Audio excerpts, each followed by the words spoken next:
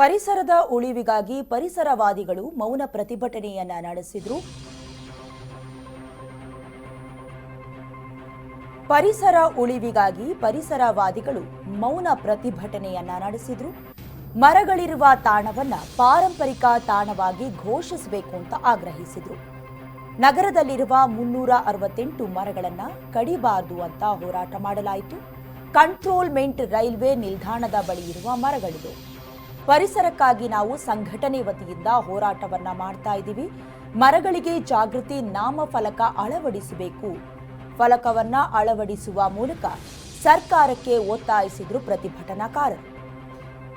ಪರಿಸರದ ಉಳಿವಾಗಬೇಕು ಅಂತ ಪರಿಸರವಾದಿಗಳು ಮೌನ ಪ್ರತಿಭಟನೆಯನ್ನ ನಡೆಸಿದ್ರು. ಅಂದ್ರೆ ಎಲ್ಲೆಲ್ಲಿ ಅತಿ ಹೆಚ್ಚಿನ ಮರಗಳು ಕಂಡು ಬರ್ತವೆ ಆ ಮರಗಳಿರುವ ತಾಣವನ್ನ ಪಾರಂಪರಿಕ ತಾಣವಾಗಿ ಘೋಷಿಸಬೇಕು ಅಂತ ಆಗ್ರಹಿಸಿದ್ರು. ಇನ್ನು ಕಂಟ್ರೋಲ್ಮೆಂಟ್ ರೈಲ್ವೆ ನಿಲ್ದಾಣದ ಬಳಿ ಇರುವ ಮರಗಳನ್ನ ಅಥವಾ ಮರಗಳಿಗೆ ಜಾಗೃತಿ ನಾಮಫಲಕವನ್ನ ಅಳವಡಿಸಬೇಕು ಅಂತ ಆಗ್ರಹಿಸಿದ್ರು. ದೃಶ್ಯಾವಳಿಗಳಲ್ಲಿ ಗಮನಿಸ್ತಾ ಇದ್ದೀರಾ.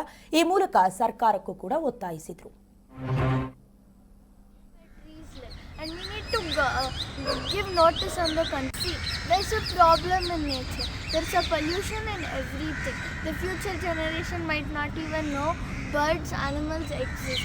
Many creatures are going extinct. We need to save their. ಜನಗಳಿಗೆ ಅರ್ಥ ಆಗೋ ಥರ ಹೇಳಬೇಕು ಅಂದ್ಬಿಟ್ಟು ಮರಗಳೇ ತನ್ನ ಮಾತುಗಳನ್ನ ಹೇಳೋ ಥರ ಬಿಂಬಿಸೋದಕ್ಕೋಸ್ಕರ ನಾವೊಂದು ಸ್ಲೋಗನ್ಗಳನ್ನೆಲ್ಲ ರೆಡಿ ಮಾಡಿ ಹಾಕಿದ್ದೀವಿ.